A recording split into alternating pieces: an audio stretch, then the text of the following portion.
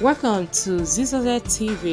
Kindly subscribe, share, and like for latest updates and news.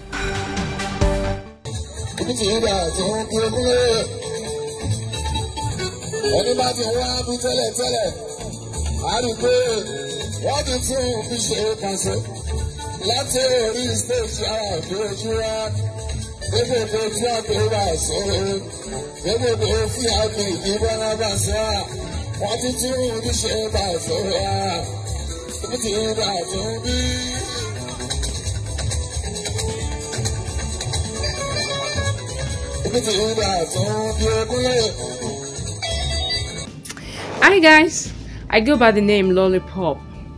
For those of you that have not heard about the new release awesome tune of Pasuma Wonder, yes, the awesome tune is titled The Rebirth. You need to listen to this. So, you know, this is an awesome tune for we the lovers of Pasuma Wonder. You need to listen to the tune. It's so interesting. Just keep dancing, dance away your sorrow. You need to listen to this.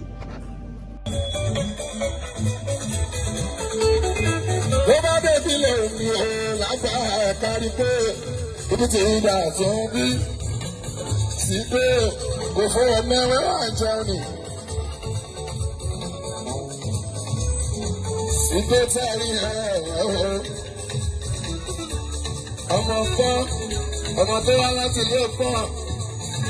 Before I'm there, where I join you,